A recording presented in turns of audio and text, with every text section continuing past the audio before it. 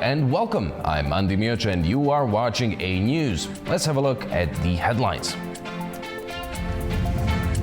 Israel claims to have killed Iran's intelligence minister overnight. The IDF also strikes central Beirut. Iran vows revenge as missiles hit Israel, while a top US official resigns over the war. And international reaction grows after Kabul's strike as Islamabad denies involvement.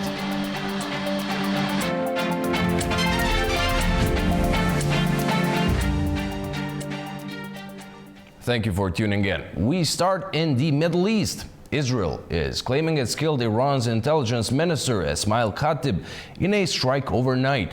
It comes a day after Iran confirmed the deaths of its security chief Ali Larijani and Basij force commander Gholamreza Soleimani. The Israeli defense minister Israel Katz told military officials that, quote, significant surprises are expected that will escalate the war against Iran and Hezbollah in Lebanon. The Israeli military had also bombed central Beirut, killing at least 12 people and wounding 41 more, according to Lebanese health officials.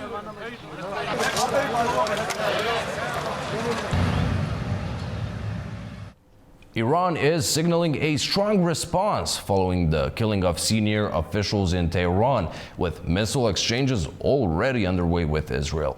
The violence has now extended into Lebanon and Iraq, while political pressure is also building in Washington. Iran has vowed strong retaliation after the killing of senior official Ali Larijani, who died in a strike in Tehran on Tuesday.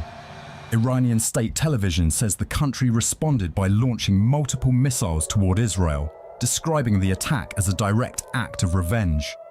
Some of the missiles were reported to carry cluster munitions. In central Israel, at least 2 people were killed when a missile struck a residential neighborhood in Ramat Gan, near Tel Aviv. Emergency services say several others were injured. Air raid sirens sounded across Tel Aviv and Jerusalem as the barrage lit up the night sky. The Israeli military confirmed it had identified missile launches from Iran and said several locations in central Israel were hit. Police are continuing to assess the damage as rescue teams search affected areas. As the United States continues to back Israel in its strikes on Iran, the conflict is also triggering political reaction in Washington. Joe Kent, head of the National Counterterrorism Center under Donald Trump, has resigned over the war. In a public statement, Kent said he could not support the conflict, arguing that Iran posed no immediate threat to the United States. In Iraq, the US embassy in Baghdad once again came under attack. According to Iraqi security officials, drones and rockets targeted the heavily fortified Green Zone. At least one strike caused a fire after air defenses failed to intercept it. Meanwhile, Israel carried out overnight strikes in Beirut. The Israeli military says it targeted sites linked to Hezbollah, including missile launchers and infrastructure. Israel claims the strikes come in response to continued attacks from the group, signaling a growing front in Lebanon. Still with the conflict, Iran has called on Gulf countries to draft a new protocol for the Strait of Hormuz, aligned with Iranian and regional interests. This comes as US President Donald Trump has requested NATO allies send warships to help police the strait, which has seen reduced traffic following Iranian threats. As the conflict in the Middle East moves well into its 3rd week, a key focal point remains the Strait of Hormuz and the global impact of its shutdown. Iran's Foreign Minister Abbas Araghchi has called on Gulf-bordering countries to draft a new protocol for the strait once the conflict subsides. He said the protocol would ensure safe passage through the narrow waterway under conditions aligned with Iranian and regional interests. This comes as Iran shut the vital energy gateway through which a fifth of global oil and liquefied gas passes, saying it will not allow oil to reach the United States, Israel and their partners, and warning it would strike vessels it considers linked to its adversaries. About 20 vessels have been attacked in the area. US President Donald Trump has sought to build a naval coalition to escort vessels navigating the strait, with most NATO allies saying they do not want to be involved in military operations against Iran. Trump has expressed frustration with their response. I think NATO's making a very foolish mistake, and I've long said that, I wonder whether or not NATO would ever be there for us. So this was a great test, because we don't need them, but they should have been there. Meanwhile, India has sought safe passage for 22 of its vessels stranded west of the Strait of Hormuz after Iran allowed a small number of Indian ships to pass through in a rare exception to the blockade. An Indian-flagged vessel carrying more than 80,000 metric tons of United Arab Emirates Murban oil docked at the Mundra port on Wednesday. Officials say the vessel was loading oil at a single-point mooring when the UAE's Fujairah terminal was attacked. Despite the closure of the strait, maritime data firm Lloyd's List Intelligence says about 90 ships, including oil tankers, have crossed the Strait of Hormuz since the start of the war with Iran, with millions of barrels of oil still being exported at a time.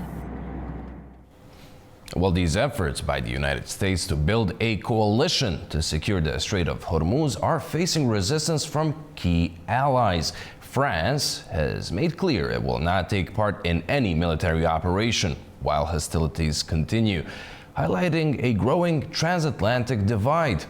Anita Sharma reports.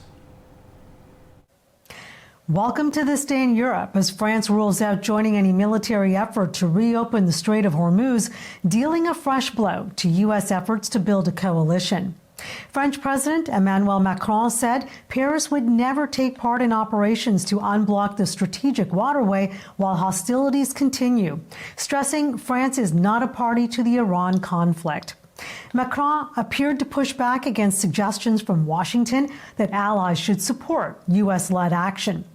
Instead, French officials say any role in securing the strait would only come after de-escalation, potentially through an international escort mission agreed with partners and involving dialogue with Iran. France's position reflects a broader reluctance among Western allies to be drawn into the conflict, even as the closure of the Strait of Hormuz disrupts global energy supplies. But that reluctance is further frustrating Washington. U.S. President Donald Trump warned that NATO allies are making a very foolish mistake by refusing to take part in operations to secure the strait, a vital route for global oil shipments. This follows his earlier comments about NATO possibly facing a very bad future if allies fail to support U.S. efforts. At the same time, Europe continues to strengthen its own defense capabilities amid security threats from the Ukraine war and the Mideast crisis. The UK, Finland, and the Netherlands are looking into setting up a new financing mechanism by next year to aggregate demand, drive joint procurement, accelerate defense investment, and increase the availability of critical capabilities such as munitions. The initiative would complement NATO and EU efforts while making defense spending more efficient. Dutch Finance Minister Ilko Heijnen says it would be a new way of defense cooperation with European partners and that he's open to like-minded Western partners in and outside the EU. All these developments underline a widening transatlantic divide, with the U.S. pushing for military action to secure global energy routes, while European allies prioritize caution, coordination, and long-term defense cooperation over direct involvement in the Iran conflict. For A News, I'm Anita Sharma in Arnhem, Netherlands. With all this, global energy prices remain highly volatile. Oil prices had earlier dropped by more than $2 a barrel, easing slightly after the sharp gains seen in recent days. The decline followed a deal between Baghdad and Kurdish authorities to restart exports through Turkey's Ceyhan port, easing supply concerns. Iraq's oil minister says flows should resume immediately, although analysts caution the impact may be limited as regional tensions continue to disrupt shipments. International concern is mounting after an airstrike in Kabul reportedly hit a rehabilitation center, causing heavy civilian casualties. According to the latest figures from a UN agency, the death toll stands at 143, while local authorities claim it could be as high as 400. Our correspondent Tamim Bahis has the details in Kabul. The reaction from the international community has been swift and strong following the reported airstrike, which killed more than 400 people and injured over 250 others at a medical facility in Kabul. Multiple organizations, including the United Nations, the World Health Organization, and the Norwegian Refugee Council, have condemned the attack and stressed that medical facilities and civilians must never be targeted. The UN High Commissioner for Human Rights has called for a prompt, independent, and transparent investigation into the incident, emphasizing that those responsible must be held accountable. Officials have reiterated that the laws of war require all parties to distinguish between civilian and military targets, ensure proportionality, and take necessary precautions to avoid harm to civilians. Meanwhile, humanitarian agencies warn that escalating tensions are placing immense strain on Afghanistan's already fragile health system, with reports indicating that at least 6 health facilities have been affected in recent weeks. The United Nations Assistance Mission in Afghanistan says civilians are bearing the brunt of the conflict and has called for an immediate ceasefire and de-escalation. International leaders, including representatives of Europe, Norway, and the United Kingdom, have also urged both sides to resolve their differences through dialogue rather than continued violence. Tamim Bahis in Kabul, A News. Let's now go across that border where Pakistan is rejecting claims from the Afghan administration that one of its airstrikes hit a hospital. They're insisting the operation targeted military and militant sites in and around Kabul. A News' correspondent Hira Mustafa reports from Islamabad.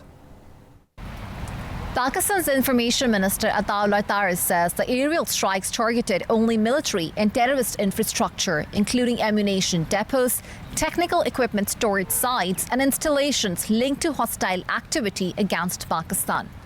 The minister dismissed the hospital allegations as propaganda, accusing Afghan authorities of pushing false narratives and doctored claims to mislead the public. Taking to the social media platform X, the Afghan Taliban deputy spokesperson claimed the airstrike hit a 2,000-bed hospital, destroying large sections of the building and injuring dozens. The reported airstrike came just hours after both sides exchanged fire along their shared border, leaving at least 4 people dead in Afghanistan. The clashes continuing into a third consecutive week are among the deadliest in recent years. Kabul has condemned Pakistan's airstrikes as a violation of its sovereignty and responded with its own military action, deepening the confrontation started last month. China has stepped in to mediate, urging both sides toward an immediate ceasefire to prevent further escalation. Islamabad maintains that militant groups operating from Afghan territory are behind cross-border attacks, an allegation Kabul denies, urging Pakistan not to blame neighboring countries for its own security failures. In February, a bombing at a Shia mosque in Islamabad killed more than 30 people, which Pakistan also blamed on Afghanistan. Hira Mustafa for A News in Islamabad.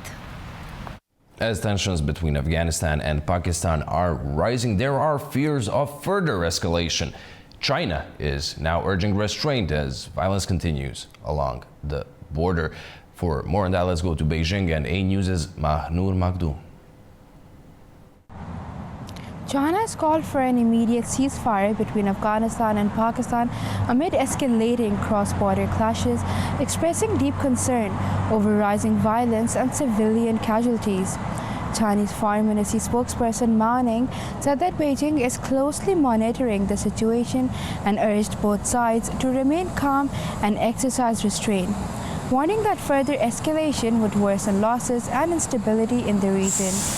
Beijing emphasized that both countries should resolve their differences through dialogue and negotiation rather than military action, stressing that a ceasefire serves the fundamental interest of both nations and regional peace. China also reiterated its support for counter-terrorism efforts while encouraging diplomatic engagement to prevent further humanitarian suffering. The call comes as fighting between the two neighbors intensifies following airstrikes, retaliatory attacks, and mounting accusations of harboring militant groups. China has shown willingness to play a mediating role and is actively engaging both Kabul and Islamabad to help de-escalate tensions and restore stability. Manu Mukhtar, A News, Beijing. We're going for a short break now, and when we return, we'll be taking a closer look at the latest developments in the Iran war. Do stay with us.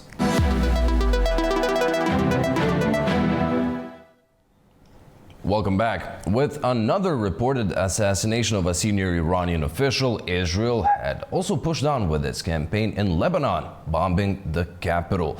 Maritime tracking data seems to suggest the U.S. is moving in more naval assets into the region, and some Trump administration appointees are resigning over the war. Joining us now to take a closer look at these latest developments on the ground, the political fallout of the war, and possible off-ramps is political analyst James Dorsey, coming to us from Singapore. Welcome. Thank you so much for joining us. Now, Israel is claiming it's killed another Iranian senior official. As of now, we have not heard from Tehran on that. But given this pattern of high-profile assassinations we've seen so far, where does this leave Iran, would you say? Do you expect Israelis to continue just killing off senior leadership? I think Israel's been very clear about its objectives. In fact, in the last few hours, the Israeli defense minister, Israel Katz, has clearly stated that is the goal, and has in fact stated that they don't need to go to the prime minister or to the Israeli command for permission to kill senior Iranian officials. So I think we'll see this pattern continue. We'll see who gets appointed to replace both Ali Larijani, the national security chief, as well as the Basij general commander who was killed yesterday, and the intelligence minister today. And those are all men, presumably men, who have a marker on their back, their targets. Well, as these strike on Iranian officials continue, the Israelis have also bombed central Beirut. Their military said it will bomb bridges on the Litani River in southern Lebanon. How long can Israel keep up its campaign in Lebanon? And how much of that would you say relies on the United States still bombing Iran? Israel can maintain its campaign. I think there's no doubt about it. What is clear is that the Israeli strategy is to militarily emasculate its neighbors, particularly Lebanon and Syria, as well as its enemies, as what we're seeing in Iran at this moment. Clearly, the United States has both political and material leverage over Israel. It could at any moment force Israel to stop. It's unlikely that it's going to take the kind of measures that it would take to halt Israel in its tracks. Let's keep in mind that it's Israel and the United States are attacking Iran. The United States has been pressuring the Lebanese government to crack down on Hezbollah. We've seen some steps in that direction, but nonetheless, by and large, Israeli and U.S. objectives are the two parties agree on those objectives. They may at points disagree on timing. They may at points disagree on when to halt a campaign or not, or on what targeting should be involved. But in the larger scheme of things, there is a general outline or general agreement on objectives. Well, you so rightly mentioned here that the United States is a warring party here, but when it comes to the U.S., we've seen President Donald Trump invite his allies to help with unblocking the Strait of Hormuz, and that invite seems to have fallen on deaf ears. He's saying he's disappointed.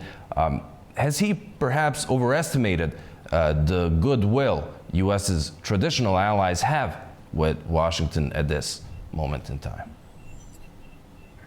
This is the first time, or the first major incident in which U.S. allies have stood up to Donald Trump and said no.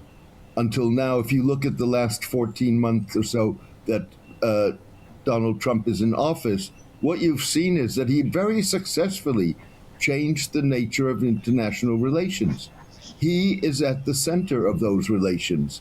And those relations were basically countries either trying to avoid getting on his wrong side or trying to get on his good side. This is the first time that U.S. allies are saying, this is not something we're going to do. I'm so sorry, James, to interrupt you. We have some breaking news coming in right at this moment. The Iranian president, Masoud Pezeshkian, has confirmed that Iran's intelligence minister has been killed in the overnight strikes. Now, back to your point here. This relation with his foreign allies, do you see his domestic allies also bearing the brunt of this war and everything that goes along with it?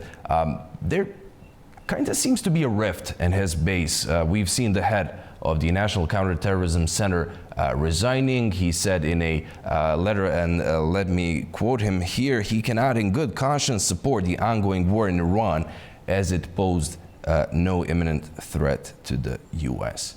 How is the war impacting Trump's base and the Republican Party in general? I have no doubt that domestic factors are going to play an important role in Trump's decision-making as he moves forward, also given that he has no good options. The split within the Make America Great Again support base among the America Firsters precedes the war in Iran.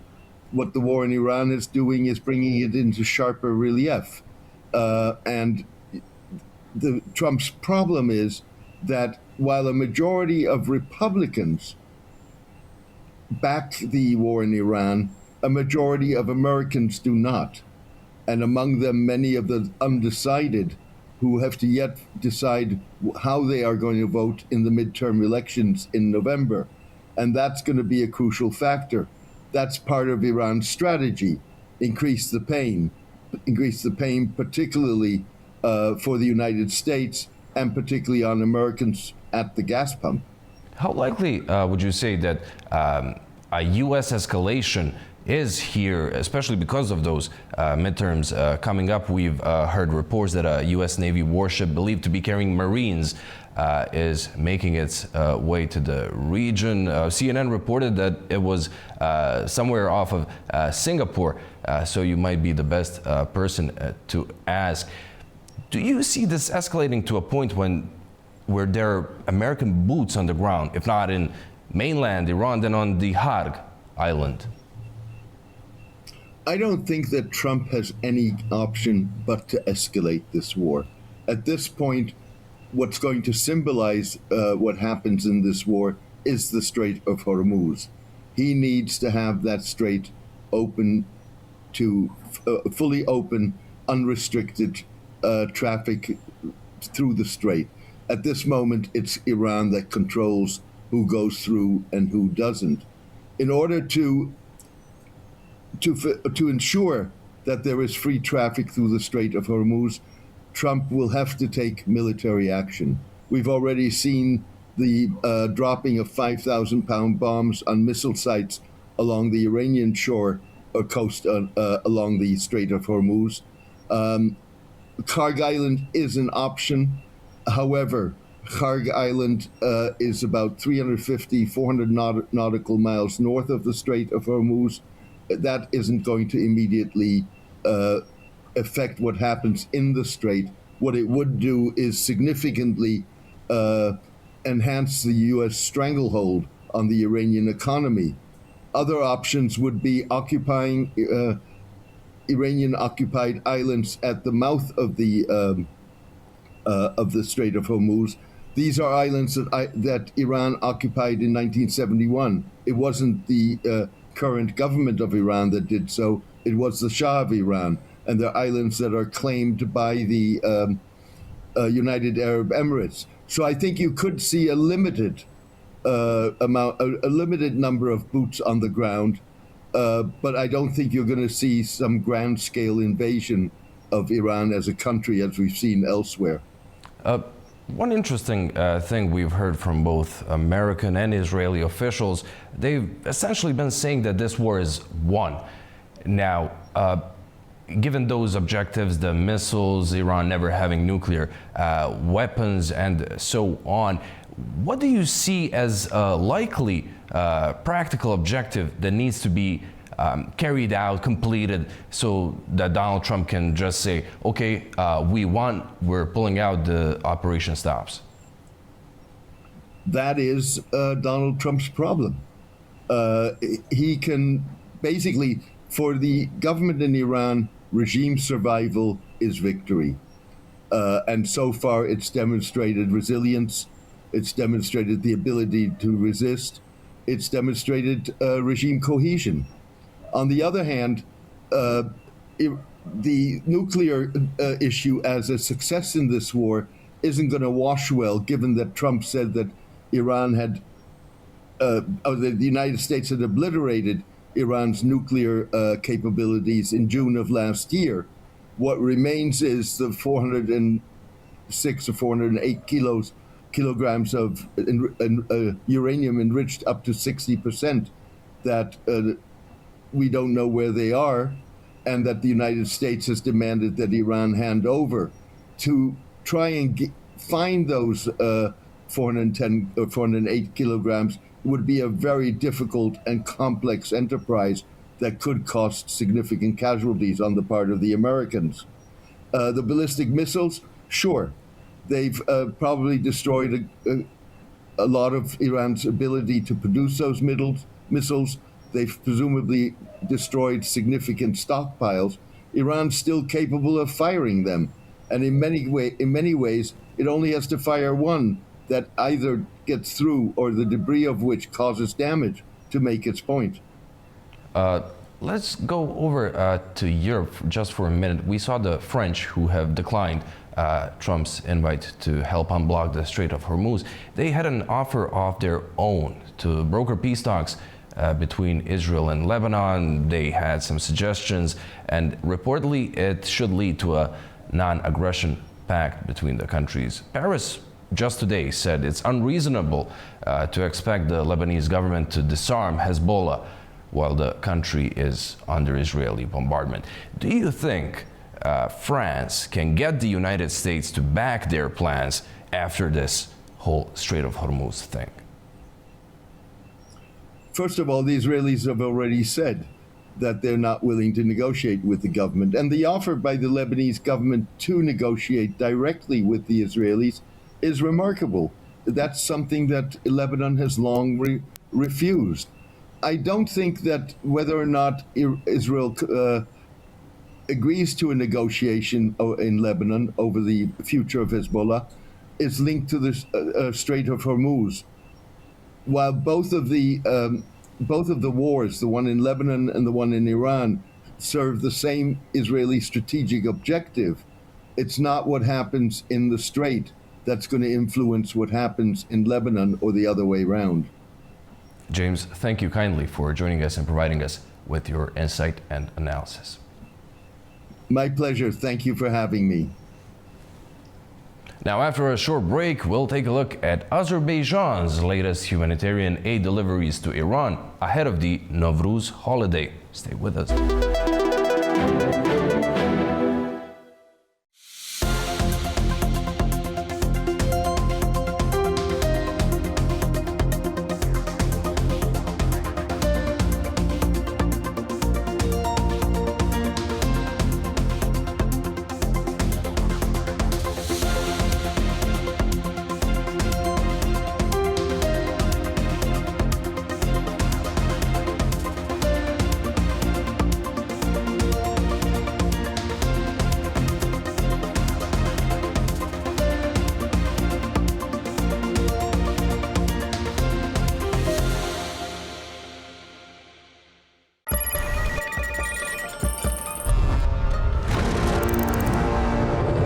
world business, we meet the boardroom leaders making market-moving decisions.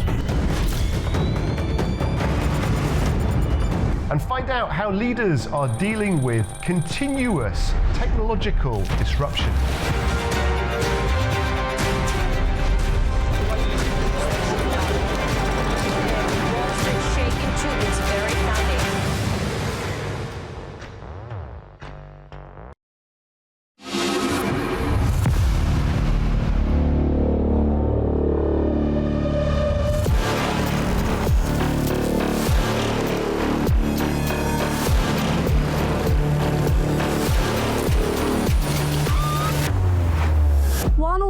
With Mars, the global AI and sensor technology starts now.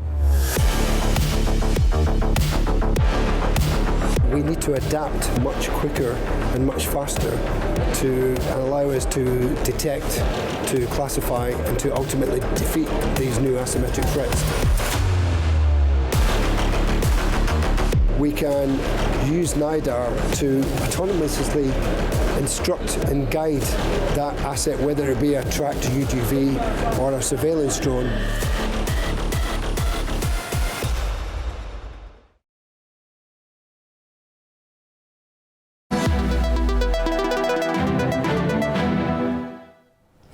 Welcome back. Now, Azerbaijan is continuing humanitarian support for Iran, sending a new shipment of essential supplies, including food, medicine, and festive goods ahead of the Novruz holiday. Gulcin Hojalieva reports from Baku. Azerbaijan is sending another batch of humanitarian aid to Iran. The assistance is being dispatched in line with instructions from the President of Azerbaijan, Ilham Aliyev, as part of ongoing efforts to support the needs of the Iranian people. The move follows recent high-level contacts between President Aliyev and Iranian President Masoud Pezeshkian, focusing on providing assistance to a neighboring and friendly nation. In total, the aid amounts to 82 tons and includes a wide range of essential supplies. Of these, 76 tons consist of food and agricultural products, while 4 tons are medicines and 2 tons include medical equipment and supplies. The cargo is being transported by 5 trucks, which have already set off toward their destination. With the approach of the Novruz holiday, special festive packages and traditional holiday goods have also been included in the shipment. Officials say the initiative highlights Azerbaijan's ongoing humanitarian support and solidarity with the people of Iran. This convoy marks the second humanitarian aid sent from the Republic of Azerbaijan to Iran. I would like to take this opportunity to express my sincere gratitude to the Azerbaijani government and people for showing such care and support to our Iranian brothers and sisters during these difficult times. This reflects the shared culture and strong bonds between our nations, where we look out for one another and offer help in times of need. The convoy is expected to reach Iran in the coming days. It's Gulcin Hojalieva with Avaz Hajiev for A News. Turkey's foreign minister has launched a fresh diplomatic push to end the Middle East conflict, now in its 3rd week. Hakan Fidan says he will visit regional capitals to press for de-escalation and renewed dialogue. Adam Morrow has the details. Turkish Foreign Minister Hakan Fidan has announced plans to embark on a regional diplomatic tour aimed at ending the ongoing conflict involving Iran, Israel, and the United States. Speaking at a Tuesday press conference in Ankara alongside Canadian Foreign Minister Anita Anand, Fidan said he would begin the tour this week. He told reporters that he plans to meet with officials in several regional countries to discuss proposals for ending the war. Fidan stressed that Turkey was making what he described as unceasing efforts to end the regional crisis as quickly as possible. He warned that the conflict had already spread beyond its initial scope, pointing to mounting violence in Lebanon and what he called an increasingly complicated situation in Iraq. Fidan also condemned Israel's assassination on Tuesday of Ali Larijani, a senior Iranian official. He described such targeted killings of political figures as illegal acts that fall outside the accepted laws of war. For her part, Canadian Foreign Minister Anita Anand said that Ottawa regarded Turkey as an important player in the ongoing crisis. She said Fidan was playing a significant role in diplomatic efforts, adding that Canada too was committed to de-escalation and ending the conflict, which is now in its third week. Fidan did not specify which regional countries he plans to visit, but said he hoped to present Turkish proposals for speedily resolving the conflict. He added that he had already spoken with several of his counterparts from both Western and Middle Eastern countries. Turkey's top diplomat said the ultimate goal was to ensure that all states of the region coexist in security with full respect for their sovereignty, including an independent Palestinian state. This is Adam Maro for A News in Istanbul, Turkey. Azerbaijan's President Ilham Aliyev held a phone call with German Chancellor Friedrich Merz on Tuesday. The two discussed rising tensions in the Middle East and their potential impact on the South Caucasus. Merz welcomed the ongoing peace process between Azerbaijan and Armenia, stressing its importance for regional stability. The call also covered prospects for Azerbaijan-Germany relations and broader cooperation with the European Union. Georgia is mourning the death of His Holiness and Beatitude Ilia II, the Catholicos Patriarch of all Georgia, who has passed away at the age of 93. A national day of mourning has been declared with flags lowered and thousands expected to pay their respects. Funeral ceremonies are being prepared. Our correspondent Nini Nikolashvili brings more from Tbilisi. Georgia is in mourning following the death of His Holiness and Beatitude Ilia II, the Catholicos Patriarch of all Georgia, who passed away at the age of 93, marking the end of an era that shaped the country's spiritual, cultural and national identity for nearly half a century. A national day of mourning has been declared, with state flags lowered across the country. Thousands of mourners are already gathering to pay their respects as the Georgian Orthodox Church prepares for the funeral ceremonies. Following the Holy Synod session, funeral details have been finalized and the process of succession has been officially initiated. According to the Synod's decision, a procession will move from the patriarchal residence to the Holy Trinity Cathedral, where Ilia II will be laid to rest. On Sunday, His Holiness will be buried at Sioni Church in accordance with his personal wish. The patriarchal throne is now temporarily held by Metropolitan Shio Mujiri, who was named as successor by Ilia II during his lifetime.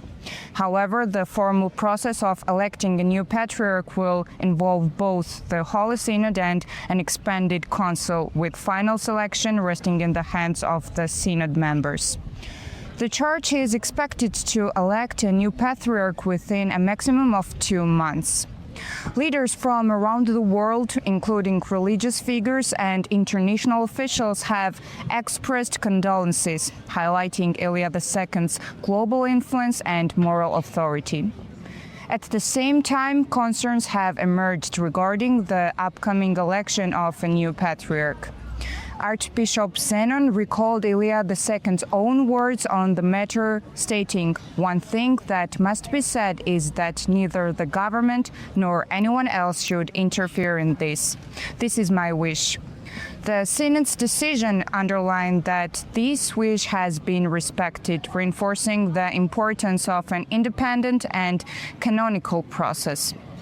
As the country grieves, attention now turns to both honoring Ilia II's historic legacy and ensuring a transparent and dignified transition within the Georgian Orthodox Church. Nini Nikolashvili, Tbilisi, A News. Well, for nearly half a century, Catholicos Patriarch of all Georgia, Ilia II, stood at the helm of the Georgian Orthodox Church, helping restore its influence after the Soviet era. Let's have a look back. Ilia II, the spiritual leader of the Georgian Orthodox Church for nearly half a century, has died at the age of 93. The Catholicos Patriarch passed away on Tuesday after being hospitalized with severe internal bleeding, according to senior church officials.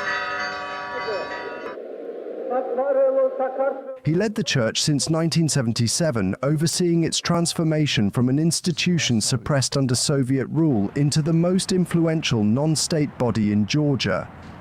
Born Irakli Gudushauri Shiolashvili in 1933, Ilia II studied theology in Moscow before returning to Georgia, where he rose through the ranks of the clergy. Under his leadership, the church regained prominence, especially after Georgia's independence in 1991, becoming a central pillar of national identity.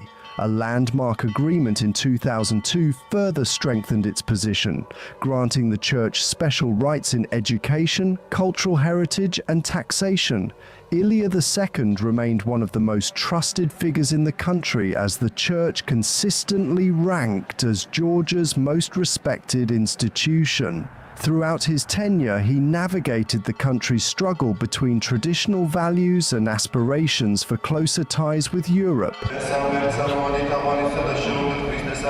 He held conservative views on social issues.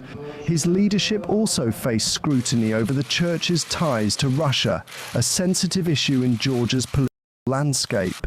In later years, he called for peace during the war in Ukraine, warning of the risks of wider conflict.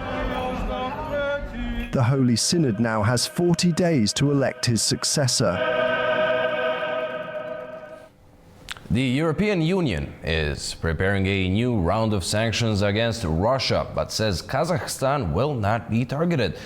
EU Special Representative for International Sanctions David O'Sullivan made that clear during a visit to Astana. A News' Fariza Kalimurzina reports from Almaty. The European Union says Kazakhstan will not be affected by its upcoming 20th package of sanctions against Russia. The statement was made in Astana by the EU Special Representative for International Sanctions, David O'Sullivan. The new package, now under discussion in Brussels, is intended to increase pressure on Moscow by tightening financial restrictions, strengthening export controls, and closing ways to bypass existing sanctions. In this context, O'Sullivan stressed that the EU has not identified any new concerns related to Kazakhstan and has no immediate plans to take action against the country. Speaking during his fifth visit to Astana, O'Sullivan described Kazakhstan as a key partner for the European Union. Trade between them has reached nearly 45 billion euros annually, with the EU remaining both Kazakhstan's largest trading partner and its biggest source of foreign direct investment. That partnership is especially visible in the energy sector. Kazakh oil continues to flow to Europe without restrictions, covering around 11% of the EU's energy needs. This is despite earlier UK sanctions on Russia's Druzhba pipeline, a route also used by Kazakhstan to export oil to Germany. O'Sullivan pointed to ongoing attempts by some Russian banks cut off from EU financial systems to create alternative transaction routes through third countries. In this context, he called for continued vigilance while noting that Kazakhstan's banking sector has so far demonstrated a high level of compliance.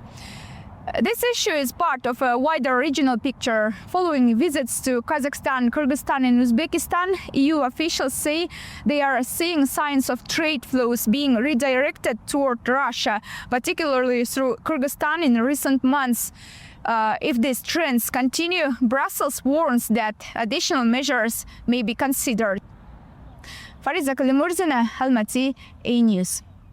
Now for some holiday news. Novruz celebrations are underway across Azerbaijan. At the Gala State Historical and Ethnographic Reserve, visitors are experiencing traditional culture and performances in a distinctive historical setting.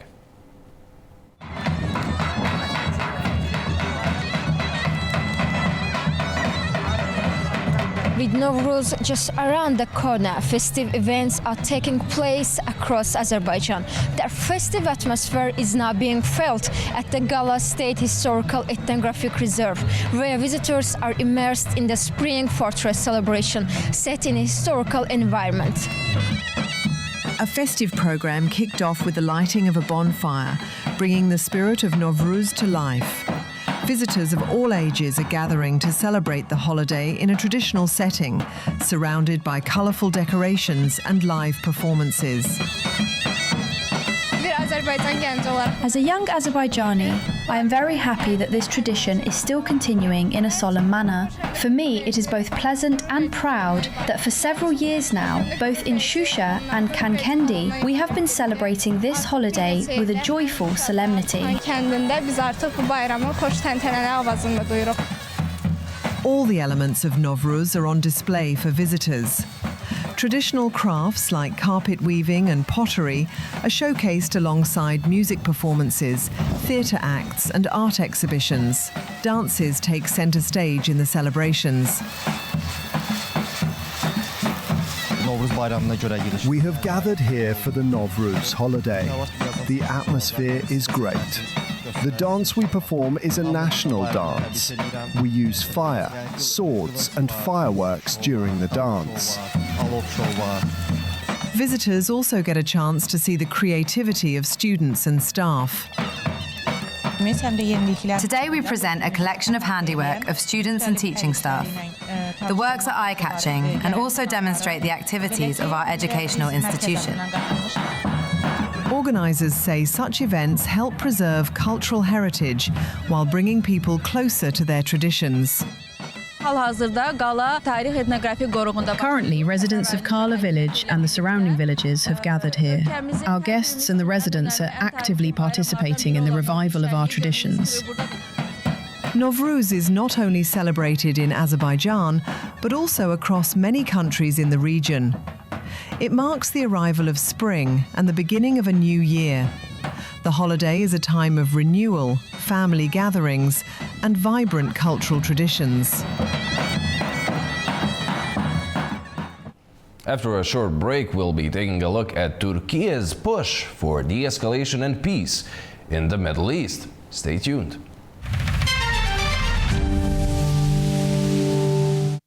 Welcome back. Now, with the US and Israel war with Iran showing no signs of easing, regional actors are trying to push for peace. Turkish foreign minister is expected to visit a number of countries in the region with a mission of de-escalation and renewing talks. Joining us now to take a closer look at what can a diplomatic push for peace from Ankara bring is Professor Dr. Kamer Kasim of the International Relations Department at the Bolu Abant İzzet Baysal University, coming to us from Bolu, Turkey. Welcome, Professor. Thank you so much for joining us. Now, before we even get to this latest diplomatic mission, let's step back for a moment. What has Ankara's position been toward Iran in the months leading up to this conflict, and how has Turkey tried to balance its relationships with both Tehran and Western partners? Actually, in the process, Turkey has always wanted Iran's nuclear program to be concluded through an agreement without escalating into a conflict, but it didn't happen. Actually, Turkey's most of the European allies also wanted any kind of agreement to be reached between United States, Iran, and other countries. But again, unfortunately, it didn't happen, and now we are facing a war in the region. So now Turkey is trying to de-escalate the war, because it is not in the interest of in the regional countries, and also not it is not in the interest of other countries as well. So basically, what Turkey is trying to do.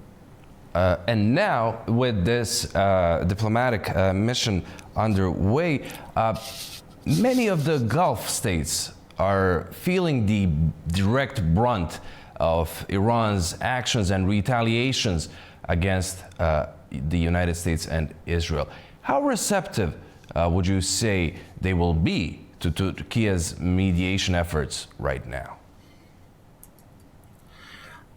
Actually, Turkey made it quite clear in its position. Turkey, when United States and Israel attacked Iran, clearly stated that it is not approve of it. But on the other hand, Turkey was also against Iran's attack on the Gulf states. So because Iran's attack to the Gulf states cause or danger to spread of war. That is why Turkish Foreign Minister Hakan Fidan now try to create an atmosphere in which the escalation of war to be prevented. So basically one objective of Turkey and Turkish foreign minister visits is that to prevent escalation of war, the other countries, Gulf countries, prevent to be getting into a war. Second objective is that to create an atmosphere that at least a kind of ceasefire to be achieved in the region. But mainly if this is happen, basically United States should be perceived that this war in this fast and in this way cannot be continue, and also this war will create an atmosphere that endlessly damage the regional security structure, which is not the interest of the United States and interest of the United States European allies as well. Well, Professor, Turkey is, of course, a NATO ally. How much influence would you say does Ankara have when it comes to maybe encouraging the United States to move towards de-escalation? Actually, in the process, Turkey made a good job to give real picture to the United States and how the situation can be prevented before getting into a conflict situation. But however, in this moment of the war, we realized that United States President Trump and Netanyahu had a relations and had a plan to conduct this war. And also we now realize that United States before the war basically did not expect to continue more than 10 days. But now United States President Trump also realized that this war will continue and it is not going the way that United States planned in the beginning of the conflict. Turkey now hope that Turkish foreign ministers' diplomatic initiatives or in general Turkey's relations with the other regional countries could lead to a kind of ceasefire and could lead to a kind of agreement between the warring parties. But we have also in this case a big problem of the Netanyahu regime, I think, because it seems that Netanyahu regime of Israel used United States for its foreign policy objectives, and United States, although had a very limited objective just to prevent Iran's nuclear program to continue, prevent Iran ballistic missile program to stop. But it seems that Netanyahu regime of Israel wanted to destroy Iran, including its infrastructure as well. And also, it seems to me that Israel wanted other Gulf countries to get into the war. Turkey's diplomatic initiative, hopefully, to prevent at least to spread to the war into the Gulf countries. So, because spreading war to the Gulf countries basically will further damage to the world economy, not to mention the damage to the civilian structure and also security, regional security structure of the Middle East. So many countries, I believe that Turkey's European allies also wish to success in Turkish foreign minister's effort to prevent the escalation of war in its negotiations with the Gulf countries. Well, every push for peace should be at least welcome. Thank you, Professor, so much for joining us and providing your analysis. Not at all. And thank you very much for watching. That's all we have for you for now, but stay tuned to A News.